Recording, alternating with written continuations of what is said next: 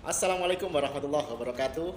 Apa kabar kalian semuanya yang ada di rumah? Mudah-mudahan kalian dalam keadaan sehat selalu. Tetap semangat anak-anakku, tetap semangat selalu. Jaga iman, imun, insya Allah aman. Assalamualaikum warahmatullahi wabarakatuh. Alhamdulillah, jumpa lagi dalam pembelajaran pendidikan agama Islam dan budi pekerti materi tentang prinsip dan praktik ekonomi Islam. Selanjutnya kita akan membahas yaitu muamalah menurut etimologi. Yang muamalah berasal dari kata yang artinya saling bertindak, saling berbuat, saling mengamalkan. Pengertian muamalah dalam arti sempit dan luas adalah dalam cakupannya pengertian luas, yaitu mencakup munakahat, warisan, politik, pidana. Ini kalau dalam pengertian sempit hanya tentang ekonomi, iktisyadiyah. Ruang lingkup fikih muamalah ada 43 ini ya. Kita tidak akan membahas ini. Kita akan membahas ruang lingkup di era modern. Yang pertama perbankan, asuransi, pasar modal, obligasi, reksadana, dan lain-lain. Memahami hukum muamalah maliyah itu wajib setiap muslim, namun untuk menjadi expert atau ahli bidang ini hanya hukumnya adalah fardhu kifayah. Macam-macam muamalah. Yang pertama adalah jual beli. Dalam jual beli itu ada dalil, pengertian, dan rukunnya. Dalam sebuah hadis, pekerjaan apakah yang paling baik? Beliau bersabda, pekerjaan seseorang dengan tangannya dan setiap jual beli yang bersih. Ini hadis riwayat Al-Bazar. Ini dihasilkan oleh pekerjaan yang dihasilkan dari keringat sendiri. Nah, ini pengertian jual beli, yaitu bahasa tukar menukar. Istilah tukar barang dengan uang, melepaskan hak kepemilikan. Rukun jual beli, pelaku, penjual, pembeli, akil balik. Barangnya suci, bermanfaat, dimiliki, bisa diserahkan, terukur. Akadnya suatu perkataan antara ijab dan kabul dengan cara yang dibenarkan atau syar'i yang menetapkan adanya akibat-akibat hukum pada objeknya.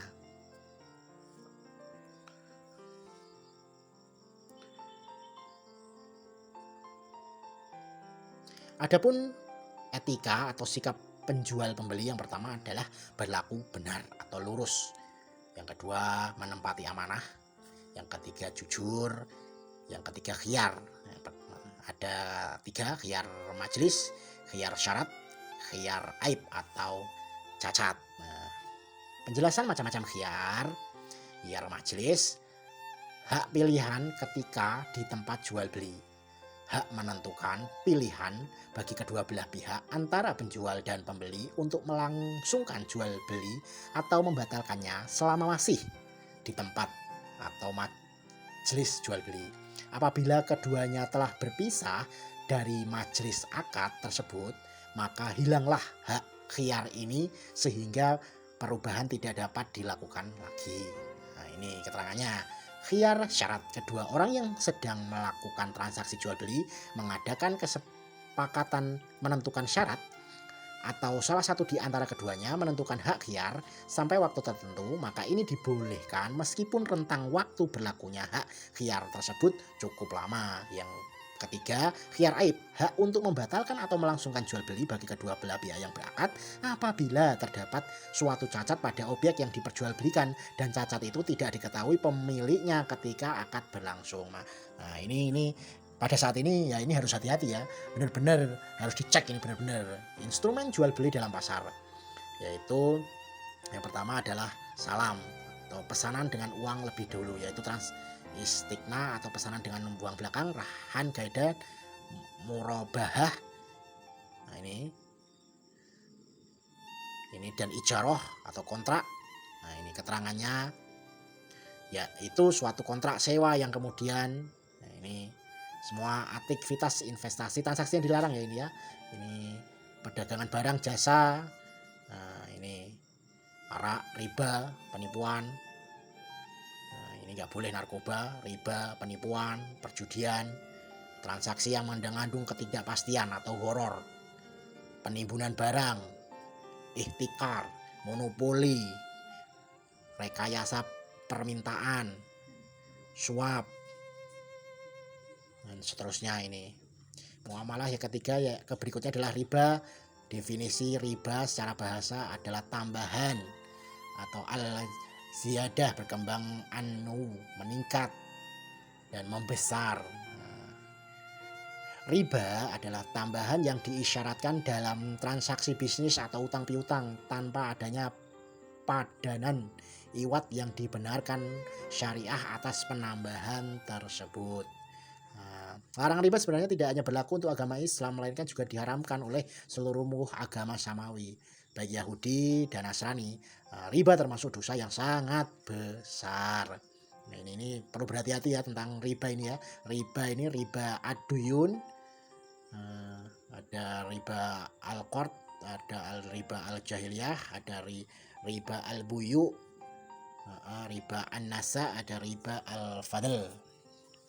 Nah, riba sebab jual beli yaitu fadl pertukaran emas, perak, gandum, kurma, terigu, garam sejenis beda ukuran. Nah ini riba fadl, sejenis tapi beda ukuran. Nasiah, pinjam alat tukar, uang dengan emas dengan charge apapun namanya. Riba sebab utang piutang al-qardi, meminjamkan sesuatu dengan syarat ada keuntungan atau tambahan dari orang yang meminjami. Contohnya, Ahmad ingin meminjam uang pada Sufyan sebesar 500.000. Sufyan menyetujui dengan syarat ketika Ahmad akan mengembalikannya, Ahmad harus membayar 550.000. Ada kelebihan 50.000, misalkan seminggu. Nah ini kelebihan ini yang namanya riba qardi. Nah ini. Yang berikutnya adalah riba jahiliyah. Utang dibayar lebih dari pokoknya karena si peminjam tidak mampu membayar utangnya pada waktu yang ditetapkan. Nah, riba masyarakat jahiliyah ini. Masyarakat jahiliyah dulu sering sekali ini. Nah, syarat jual beli non riba yaitu jual sesuatu yang sejenis. Ada 3 syarat yang serupa timbangannya dan banyaknya. Tunai yang kedua, timbangan terima dalam akad ijab kabul sebelum meninggalkan majelis akad. Menjual sesuatu yang berlainan jenis ada 2 syarat. Tunai, timbang terima dalam akad ijab kabul sebelum meninggalkan majelis akad. Solusi untuk menghindari riba, ubah transaksinya, yaitu riba itu dirubah menjadi bagi hasil, kredit langsung, gadai, hibah. Nah, ubah transaksinya. Mari kita dukung ini cara-cara ini. Nah, itu yang berikutnya adalah syirkoh atau kerjasama. Nah, pengertian syirkoh menurut bahasa adalah perseroan, persekutuan atau kerjasama. Istilah Islam, kerjasama antara 2 orang atau lebih dalam bidang ekonomi untuk memperoleh keuntungan bersama. Nah, ini landasannya itu ada di surat Al-Quran. Maka mereka berserikat pada sepertiga, dan sesungguhnya kebanyakan dari orang-orang yang berserikat itu sebagian mereka berbuat zalim kepada sebagian yang lain, kecuali orang yang beriman dan mengajarkan amal soleh. Quran surat Shot ayat 24. Selanjutnya macam-macam sirkah, itu ada sirkah inan, harta, ada sirkah yang dilakukan 2 badan bukan lembaga, yaitu 2 orang berikut harta mereka berdua yang bersepakat untuk secara langsung menjalankan aktivitas yang melibatkan harta tersebut untuk mencari keuntungan. Nah ini yang kedua adalah sirkoh dan sirkoh yang dilakukan oleh 2 orang atau lebih atau banyak dengan badannya, tenaganya, dan sama sekali tidak melibatkan hartanya masing-masing. Yang ketiga, sirkoh mudharabah, sirkoh yang dilakukan oleh fisik orang dan harta, yakni pihak yang memiliki harta disebut sebagai pemodal atau investor, sedangkan pihak yang hanya menyertakan fisiknya disebut pengelola. Syirkoh wujuh, syirkoh yang dilakukan oleh 2 orang dengan menggunakan harta orang lain di luar keduanya. Nah, ini kita mendapatkan investasi dari orang lain dan dua orang itu menjalankan uang yang dititipkan. Syirkoh muwafadah, bersirkohnya dua pihak dalam sebuah macam syirkah yang ada di dalam Islam, misalnya berkumpul antara syirkoh inan, syirkoh abdan, syirkoh mudharabah, dan syirkoh wujud. Nah, ini syirkah muwafadah ini perpaduan antara syirkoh-syirkoh yang ada di atas tadi. Selanjutnya adalah syirkoh dalam pertanian. Musakoh dalam pertanian, dalam bentuk kerjasama di mana orang yang mempunyai kebun memberikan kebunnya kepada orang lain petani agar dipelihara dan penghasilan yang didapat dari kebun itu dibagi berdua menurut perjanjian sewaktu akad. Muzaraah adalah kerjasama dalam pertanian berupa paruan sawah atau ladang seperdua atau sepertiga atau lebih atau kurang, sedangkan benih bibit tanaman dari pekerja atau petani.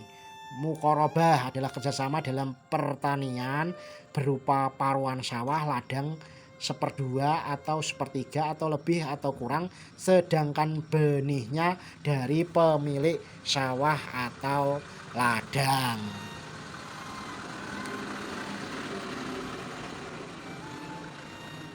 Yang keempat adalah hukum tentang perbankan.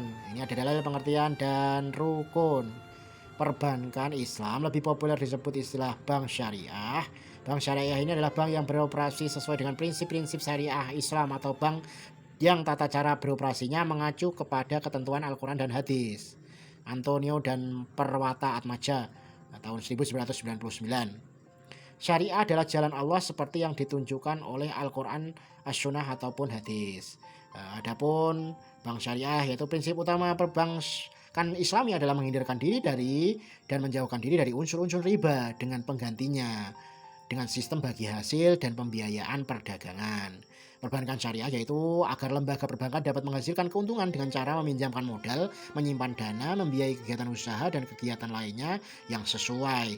Prinsip hukum Islam melarang unsur-unsur di bawah ini dalam transaksi-transaksi perbankan tersebut. Perniagaan atas barang-barang yang haram, riba, perjudian dan spekulasi yang disengaja, maisir, serta ketidakjelasan dan manipulatif ataupun gharar. Konsep pembiayaan Islami yaitu adalah wadiyah, titipan dana, mudharabah bagi hasil, syirkoh kerjasama, murabahah penjualan oleh bank, pembelian oleh nasabah, qard hasan adalah pinjaman lunak bagi orang miskin. Selanjutnya adalah produk dan jasa lembaga keuangan syariah. Operasional bank syariah di Indonesia yaitu penghimpunan dana, wadiah, titipan, mudharabah, tabungan atau deposito. Ketiga, penggunaan dana, pembiayaan wajar, pembiayaan utang.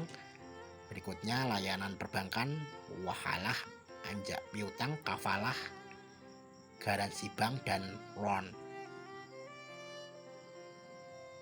Gadai, rohan gadai. Berikutnya adalah muamalah berikutnya adalah asuransi syariah. Pengertian risiko suatu ketidakpastian akan terjadi peristiwa bahaya di masa yang akan datang. Dan jika peristiwa tersebut terjadi dapat menimbulkan kerugian. Bisa kecelakaan. Jenis resiko murni.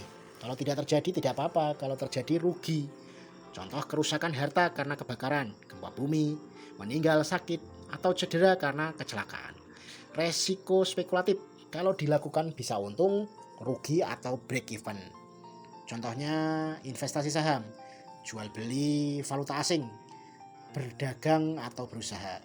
Pada umumnya hanya resiko murni yang dapat diasuransikan.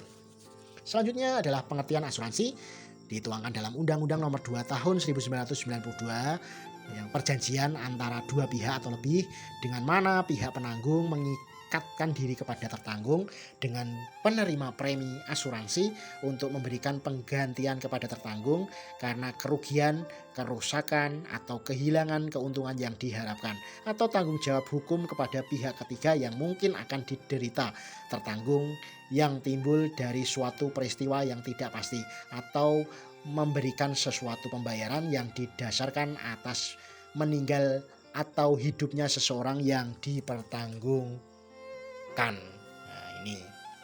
Selanjutnya, manfaat asuransi mengurangi beban keuangan akibat timbulnya kerugian kesediaan dana apabila terjadi musibah. Mengurangi ketidakpastian resiko, memperoleh masukan berupa informasi dan saran mengenai cara untuk mengurangi atau meminimalisasi resiko, menciptakan ketenangan untuk berusaha atau bekerja. Dilihat dari jenis asuransinya, sifat pesertanya adalah asuransi wajib, asuransi sosial, contohnya asuransi kecelakaan, penumpang, jasara harja, itu setiap urus STNK ada asuransi sukarela. Jenis objek pertanggungannya, asuransi jiwa, objek pertanggungannya meninggal atau hidupnya seseorang, contohnya asuransi kematian dengan tabungan atau tanpa tabungan, asuransi kecelakaan diri, dan asuransi kesehatan. Yang kedua, asuransi umum atau kerugian, objek pertanggungan harta atau hak milik kepentingan, contohnya asuransi kebakaran, asuransi kendaraan bermotor, asuransi pengangkutan barang, asuransi tanggung jawab hukum. Dalam bahasa Arab, asuransi dikenal dengan istilah at-tamin yang diambil dari amanah dan berarti memberi perlindungan, ketenangan, rasa aman, bebas dari rasa takut. Jadi asuransi Islam di Indonesia usaha saling melindungi dan saling menolong di antara sejumlah orang atau pihak yang menghadapi resiko tertentu melalui akad ataupun perikatan yang sesuai dengan syariah Islam. Di Indonesia, asuransi Islam sering dikenal dengan istilah takaful. Kata takaful berarti dari kata takafalaya, takafalu, yang artinya menjamin atau saling menanggung. Dasar hukum, landasan hukumnya salah satunya di dalam Al-Quran, dan tolong menolonglah kamu dalam mengerjakan kebajikan dan takwa, dan jangan tolong menolong dalam berbuat dosa dan pelanggaran. Surat Al-Maidah surat ke-5 ayat kedua. Dan juga di surat Al-Hasyr ayat ke-18, hai orang-orang yang beriman, bertakwalah kepada Allah dan hendaklah setiap diri itu. Akad dalam asuransi syariah, akad ta'awun, akad tolong menolong antar sesama peserta. Yang kedua, akad tabaru, akad hibah dalam bentuk pemberian dana kontribusi untuk tujuan tolong menolong sesuai dengan syarat-syarat yang disepakati. Ketiga, akad wakalah bil ujroh, akad untuk memberikan kuasa kepada perusahaan asuransi sebagai wakil dari peserta dalam mengelola dana tabaru dan atau dana investasi peserta dengan imbalan fee atau ujroh. Yang keempat adalah akad mudharabah, akad untuk memberikan kuasa kepada perusahaan sebagai mudharib dalam mengelola investasi dana tabaru dan atau dana investasi peserta dengan imbalan bagi hasil yang disepakati.